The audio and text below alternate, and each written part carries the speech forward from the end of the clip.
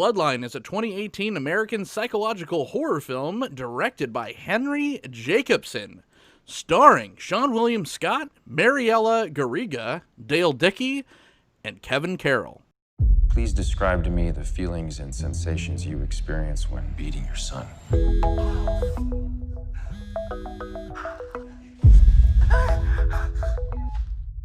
Hi, baby.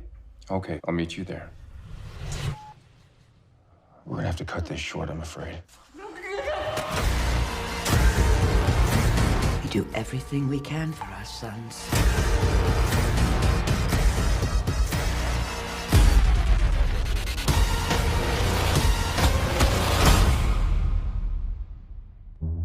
Happy daddy makes a happy home.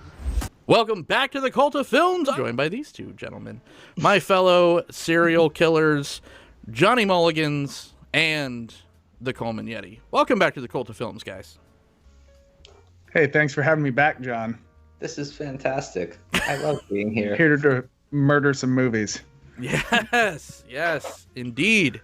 Tonight we are talking about a little-known film. I don't think you could, quantify this as a cult film, but I think this is one of those that I like doing on this show where it should be a new school cult classic, because I think it has all the makings, and we're going to get into all that. This is going to be a full spoiler review, and I want to say that at the very top, because unlike a lot of films that we talk about on here that are cult classics, this one only came out a couple years ago, and this one isn't really well known or as well known as some other films that we talk about.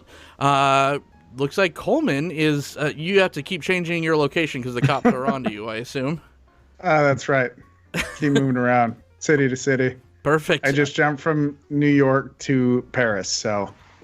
Is this a graphic design studio, or is this just a fashion design studio? I can't tell you what it is, right? Or they'll find it. This is where he does the art with the entrails. Coleman, right. We'll stay on you because you're finally settled in.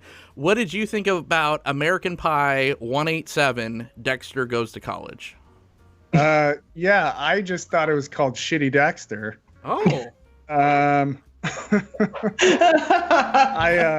Where he murdered just as terribly as Seann William Scott did in this film. I really enjoyed the movie for all of the reasons that you're not supposed to like movies. Oh, okay. Do you want to slow roll that and you want to come back to that later, or do you want to expound upon that? Yeah, let's move on. Go ahead, Johnny. Okay, good. I like that. That's a good teaser. Johnny? Oh, yeah. Cheap wine out of a red Solo cup, by the way. I'm stepping up my game. I went to my old standby favorite. This is the Bat Squatch. It's a wonderful hazy IPA out of Oregon. Johnny? And I'm joined by a favorite of Ron Swanson, right here. Oh, Swanson man, right now. Lagavulin 16. I feel like you don't have enough of a mustache to pull that scotch off. I got this. Chops will work. Survey set. Yeah, chops will work. I just got a word from the producer. You are throw them out and then just kind of groom them a little better so they can't be braided. That's what I got to do. Qualified. All right. What did you think of the movie? I liked the movie, and I liked it like the whole time I'm watching. I was like impressed. Like I'm looking at Seann William Scott doing something that's not comedy. I'm like, okay, cool, slasher, killer, thriller, nice, neat. All right, I'm on the edge of my seat watching the whole thing, and then afterwards, I'm like, wait a minute, this is Stifler does Dexter, and he just basically played Stifler, but if Stifler didn't have friends and his mom was actually a serial psycho killer as well. And I think one of the things I think that is lost in this movie is it may not be very apparent. It's really a family values movie. It's about sticking together. It's about like coming together as a family unit and making sure you're protecting your own in a very disturbing kind of way. But they get there. And that's where you have your plot twists. They really do get there. It is definitely a bloody margarita made with equal parts Dexter, Psycho, and The Graduate, because that smooch, that son-mom smooch, was just a little bit too center for me, and it lingered a little bit too long. I'm like, oh God, where's Dustin Hoffman? I feel like you've teased us long enough, Coleman. I really want to know why you liked this ironically. I mean, it's just, I guess I was trying to figure out how intentional it was the whole time, right? The Stifler does Dexter, like you guys are saying. It felt almost like it was supposed to be portrayed as more serious to me than it came across. But maybe not, because there were so many great, just like cheesy horror tropes in there. Like they start with the, nurse getting her throat slashed in the shower, and it's the first scene you have, and that baby coming out of the vagina, and you get to watch the whole thing. Couldn't be serious. There's no way. That was right? That was intense. That was like oh, and for someone who's never maybe been through that experience, you're like, like if a husband, wife, or whatever watch a lot of horror films, I could imagine like the wife during all the murders are just like, oh God, this is crazy, and then the one time the guy's just like, oh God, it's the birth, right? Like as the wife is giving him the stink eye, right? I found that part to be hilarious. Yeah. Both times through, I'm like, I'm fucking turn the volume up for this one. No, I agree with you, Coleman. I don't think I'm just saying Dexter because it's an obvious comparison, but I think that was the most endearing part of this film, and I did take that seriously. That is Seann William Scott's performance. I think that he could do this, and he did it. Like, he fucking nailed this role, and there was never a time where I was laughing at him or I was expecting him to do the Stifler thing, because again, we've talked about this ad nauseum before. Will Ferrell, Jim Carrey, you could even add Jason Bateman to the list of comedic actors doing more serious roles or even more horror roles. None of those three transformed as well as Seann William Scott. I wasn't watching Seann William Scott, I was watching this character, and I appreciated that, because a lot of times when you have that actor that you've seen a million times do these roles, like Jim Carrey in like Truman Show, which is like his first dramatic role, they still allowed him to have those little glimmers of Jim Carrey moments, and the same goes for like Will Ferrell. But this one, it was just this character played straight the entire time, and I totally bought it. I thought he did a killer job. That's awful. Yeah, so I didn't. No? I didn't Really? buy him. Wow. Yeah, just the way that he delivered stuff, just the way that, and I see what you're saying in the fact that they didn't allow him to have those comedic moments like he normally does, but it was just his intensity. It just didn't sell it to me. I just didn't see, even when he's doing that stuff, I still see Stifler. And not the comedy part of it, just the Seann William Scott part of it, where I just see him delivering the lines, and I don't get the intensity that, is meant for I'm about to murder you because you are messing with my students or possibly messing with my children or whatever. Johnny?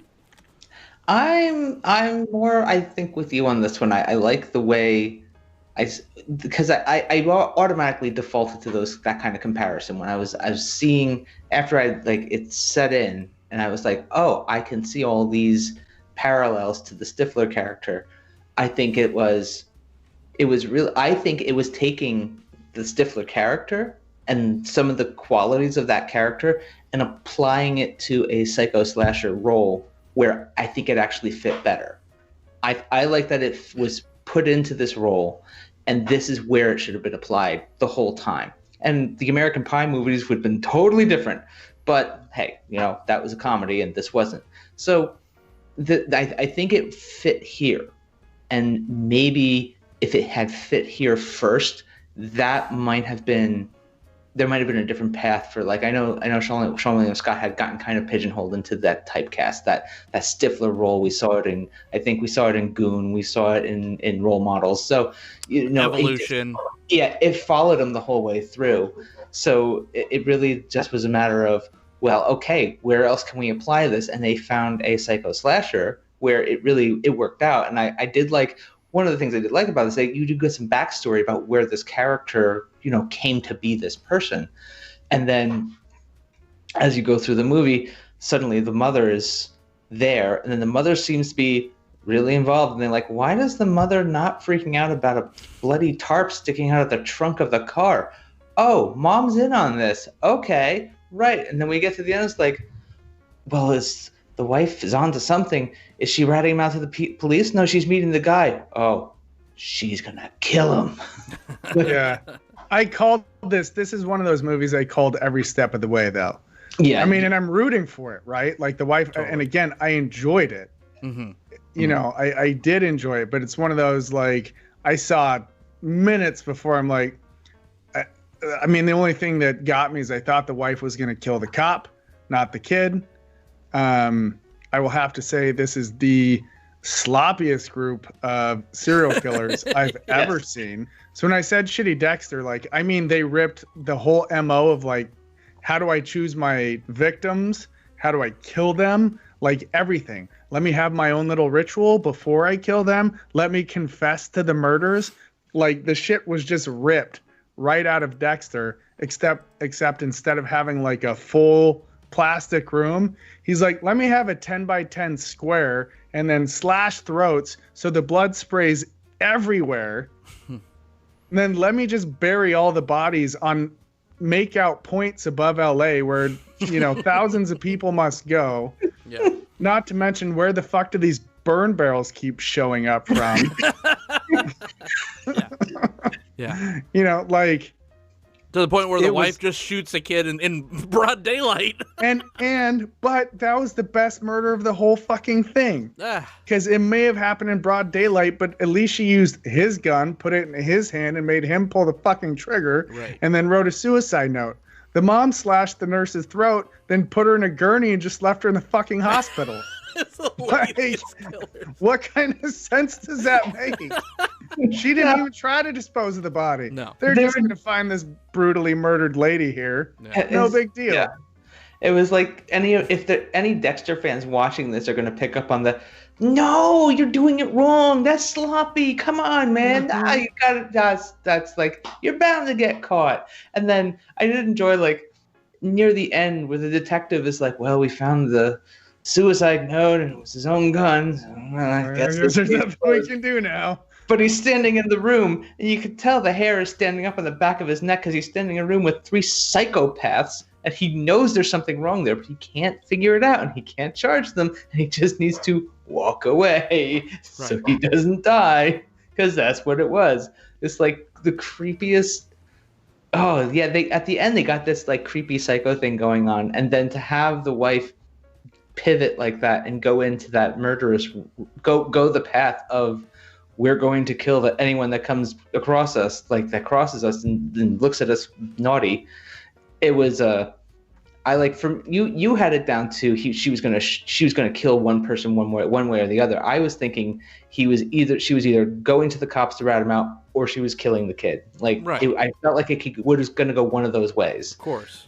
But a lot of that stuff was, there's a lot of telegraphing in this one where you can start reading the bones and have a better sense of what you're expecting. So in that remarks, you can take points off for that.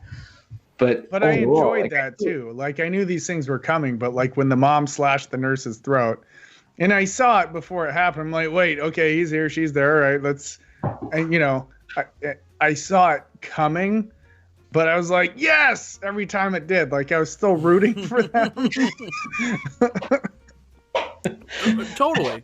But, okay, so, like, it had a 2-second settling in period for me to tell me what kind of film this was and to tell me what was important or what it felt like it wanted to, like, us to take on what's important. So as soon as they off the nurse in the credits basically, and they literally just throw her in a shallow grave. I'm like, okay, it's not about these people getting away with it, right? Like it's because it's not really about that. I'm just settling in to see fun murders with like super stylized, like, because the gore in this is super well done. They don't just do a quick like throat slash. No, they do throat guts. Like, he jabs it halfway into the person's neck and then pulls out.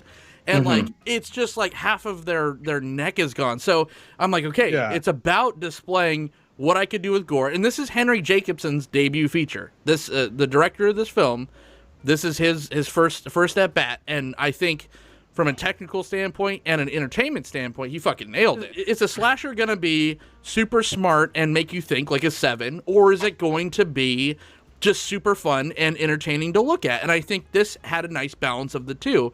Because yes, it was totally dumb as far as you have to suspend all believability that Seann William Scott didn't get caught after the first, killing the first parent of a student. Like, the cops in real life would have tied that knot together real quick, and he would have been booked right away. Much less 3. Yeah, or 4 or whatever it turned out being.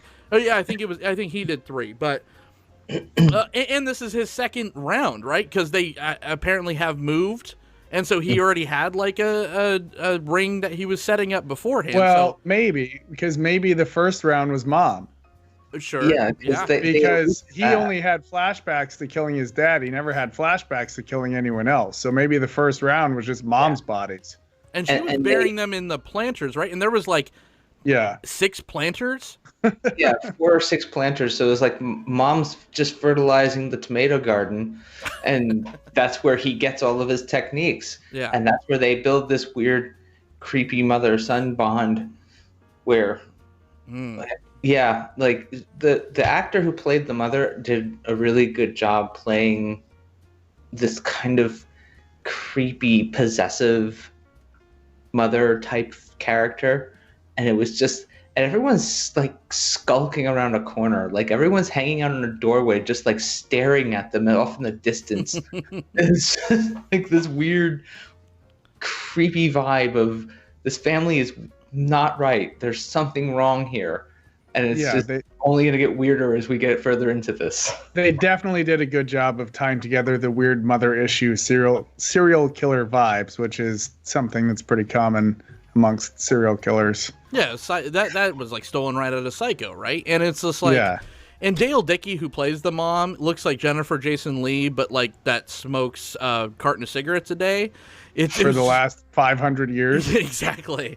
She's very ghoulish, but I mean, she was like perfectly cast in this. The movie, no pun intended, maybe a little bit, just ooze style. And it was just like, everything was ramped up. The color schemes, it was super red and blue. Everything was red and blue because obviously not only did Henry Jacobson, love these other things that he kind of aped, but he also watched a ton of Dario Argento films and Nicholas Winding Refn pop score, which is really good. I loved the score in this because it had like this nice pulse.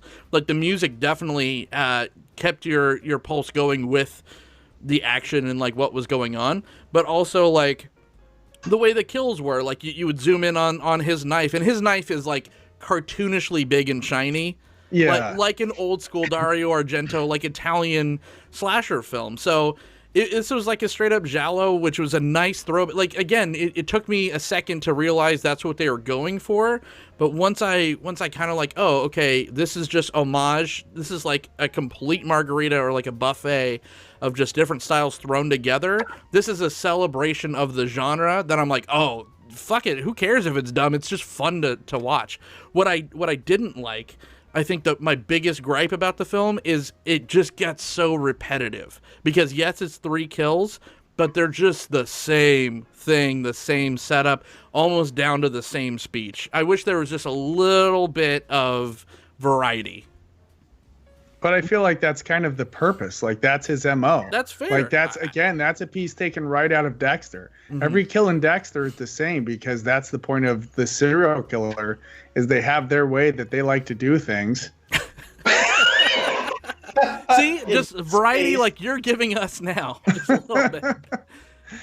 They have their way that they like to do things, and that's their MO. I mean, and again, like watching that through the movie, I'm like, this is just Dexter repeated.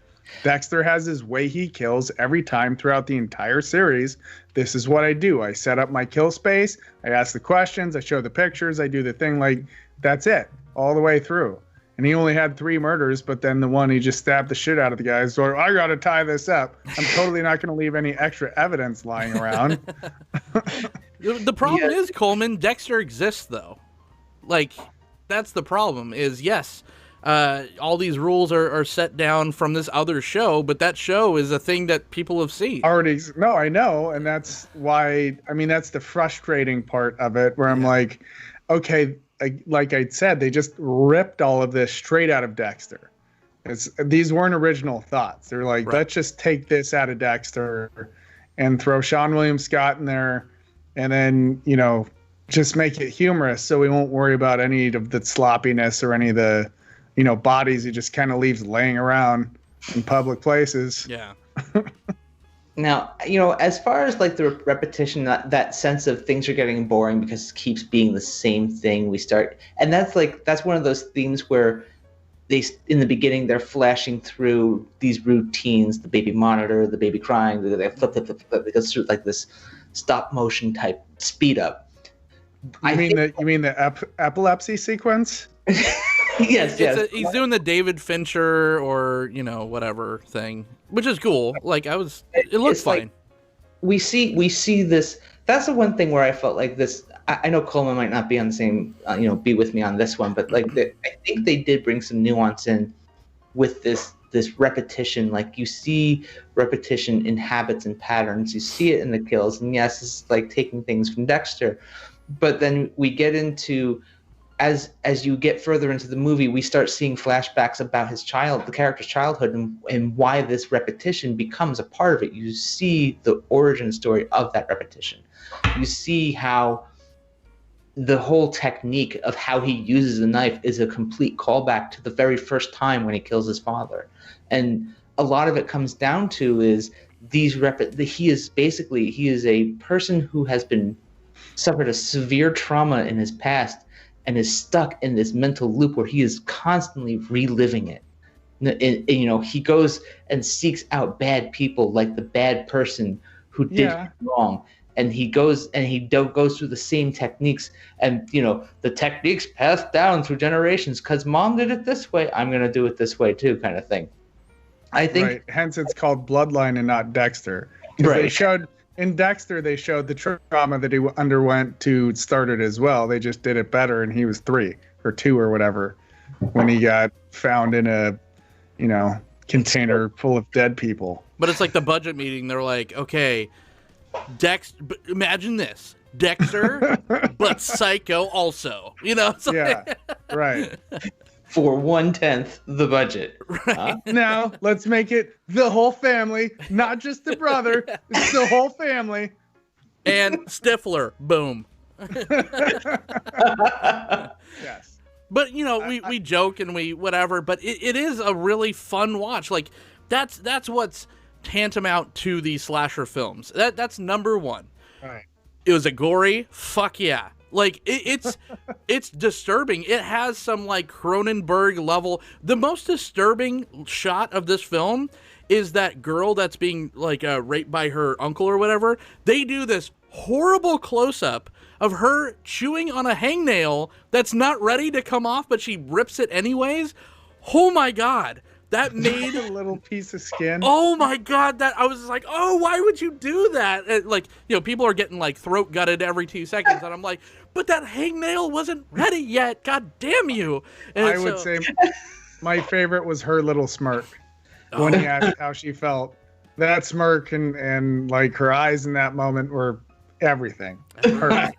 Everyone's an asshole. Yeah, it's So, all those, going back to my original point is what's important. It's the gore is there. Is it fun? And that's another thing. Is it fun? Did you have fun watching it afterwards? And I personally would say yes. I think even though it has that little lull in the second act, kind of gets a little repetitive, and I wish there was just a tad bit more variety. I think, and I'm not saying, I like the progression of his character, because he starts getting a little shorter. Like, he starts out as like a weird Bible salesman, but then he starts letting his true personality bleed out, and he starts lowering the bar of the justification of murder to these people, where it's just like, no, my dad is an addict, but he is really trying. It's like, nope, he still needs to die. So his arc is really good and really interesting. Even the wife and the mom, not really, like, she's just kind of I think that's just kind of a throw-in. I think if her character was subtracted from the movie, would it have been any better or worse? I can't say, for sure. I don't think so. I don't feel like that was really, like, again, it was fun to yell like hooray when I saw her be the one to kill the nurse, even though I knew it was coming. But I don't think that added to the movie. And talk about a low bar, right? Just a bitchy nurse. And does anyone else work at that fucking hospital? No, it's just that one nurse that's, she's not only the delivery nurse, she's also the fucking ER nurse, apparently, because that's how nurses work, is they just work everywhere in the hospital. Yeah, the pediatric, Yeah, because pediatric and OB wards, that's their mindset. They totally... I've been through that department a few times. Sure. That definitely did not ring true with reality. No. Yeah. And I will say maybe one of the most fucked up parts is at the end when the mom is asking if they need to be worried about the wife, and he just straight up says, no, she needs this family. So he's like, he's basically stating she's just going to fall into line. We don't know that it's like she's going to murder yet. But she's just going to fall into line because she didn't have a family of her own. She needs this family, so it doesn't really matter what we do. She'll catch up. Which I feel like they like that's kind of what happened, and that would have been okay. But then he shows up to that end scene as a spectator, and he puts on those gloves, like. Because if it did turn out that she was going to the cops, he would have murdered the wife, right? That's how I read it. Mm-hmm. Yes. Yeah. And the taped off burial site that obviously there's no cops just being at the site. Yeah. To make sure a very hot active. Vandalized it. Yeah. They were on a donut break. Obviously, they timed out perfectly. Right. Yeah. If his conviction was so much where he wasn't worried about it at all, and he told his mom, "Don't worry," like Coleman said, she's gonna fall in line, then why would he show up ready to clean up that mess? Oh, you know what I mean? So it's just like, yeah. I feel like that was a stumble. Like if he would have even shown up with no gloves at all, just like. Kind of like already like getting out of the car with like this like weird, because he gives that like smirk at the end, like when she makes that turn. If he just had that kind of like proud demeanor the whole time, I would have been like, damn, he was right, this is fucking awesome, they nailed this. But it was kind of like okay, so you didn't really believe it, or I don't know, it just kind of, it was a stumble for me. Yeah, and I guess he had to make sure, but true love. It was true love. Well, so that was the message, right? In the end, he gets the girl. Yeah. Love is love. She needed the protect the bloodline. You do everything for Everyone your can sit around and murder people. Yeah. It's great. It is family values. Pass it on to the kids. Yeah, man. I just ordered giant knives for my kids tonight, so I can't wait for them to get here. We're gonna go start using them. Maybe next week. It's Amazon, so 2 days. I should have them. So you spell Coleman with an A-N or an E-N? Yeah, I don't know. It sounds like we all quite liked it, but we all had some issues. So I'm going to do a 3, 2, 1, and then we're all going to either give a thumbs up or a thumbs down if we would recommend this. So we'll go 3, 2, 1. All right. So it looks like we're all still in. So Johnny, you'd still recommend? Who would you recommend this for? I'd recommend it for Sean William Scott fans that are curious and want to see what he could do in a more insane, crazy, serious role. I recommend if you're a big Dexter fan and you have like that, you have an itch for some Dexter, but you don't want to watch the first 4 seasons of Dexter because there's really nothing to watch after the first 4. But you've only got 90 minutes to do it. This will do it. Like, for all of its faults, and you can pick apart all the things that are wrong with it, it does the job, and it does it well enough that it's fun to like. And then you'll be like, "Hey, it's Stifler! Oh my God, he's what? Okay, all right, this is good. It's fine." Like, it was one of those movies where my wife was watching it with me, and she couldn't drink her. She didn't drink her gin and tonic because she was too busy like focusing on the movie. Because there's a thing where you got to pay attention and watch. Yeah. You want to watch, you'll see the telegraphing, but you want to watch for it, and you'll know what's going on. So yeah, it's a good Thursday night, kill 90 minutes, and half a bottle of wine kind of movie. Red wine. Yeah. How pissed was Henry Jacobson after he was like, I'm going to cash in on everyone being pissed that Dexter ended the way it did, so I'm going to make a Dexter movie. And then they're like, Dexter's coming back. He's like, God damn it. I guess I'm going to cancel my Sopranos ripoff movie. This is the Jamooks, Nope. Can't do it now. Coleman, who would you recommend this for? I'd recommend it for anyone that likes a comedic slasher film. And if you're looking for a what not to do murder tutorial, I would say this would be a good movie for you. What movie would you recommend as a good murder tutorial? Just taking notes. Hold on. Let me get Dexter. A pen. Oh, okay. Right. Yeah. I would recommend this for most slasher film fans. This is a nice return to force. This is a throwback to Dario Argento films, but an American version. This is if you like Nicholas Winding Refn, it has that kind of gore and that kind of that synth pop and that style, that like uber red and blue, color grading. If you like, over stylized, it has all of that. This is Dexter takes a drive, so to speak. Like we've all said during this entire review, seeing an actor that's been typecast for all of his adult life try something else and definitely, in my opinion, really succeed, that's really fun. Because if you're a horror fan or like a horror filmmaker and you have an idea, keep Seann William Scott in your mind, because I think he could do this, and he did it very well. So I would definitely recommend it for those people.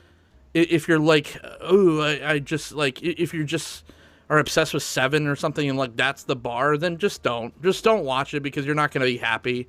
And whatever, I don't care. Like, just just watch it if you are in for a good time and something a little bit more stylized and fun to watch. This is not streaming. I think you have to rent it now on Prime.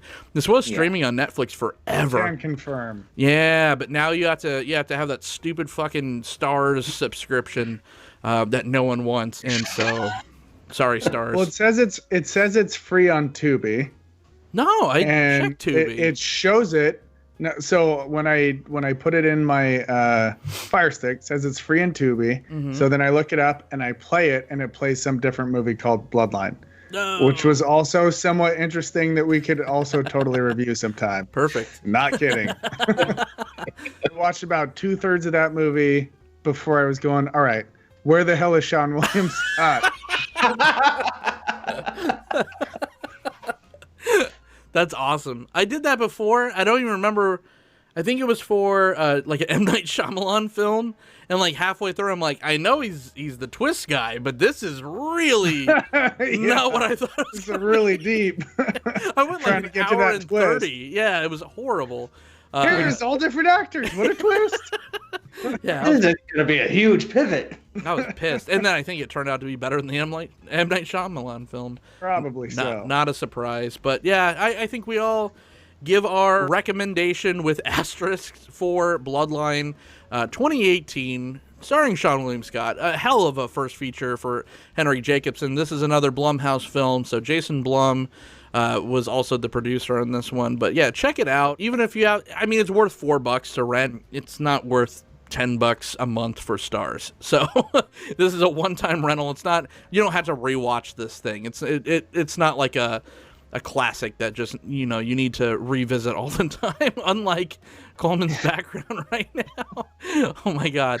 So until he crashes the whole entire Matrix, we're going to sign off. I am Jon the host. You can find me on Twitter at Jon the host. You can also follow this show at The Cult of Films. Johnny Mulligans, thank you for joining us.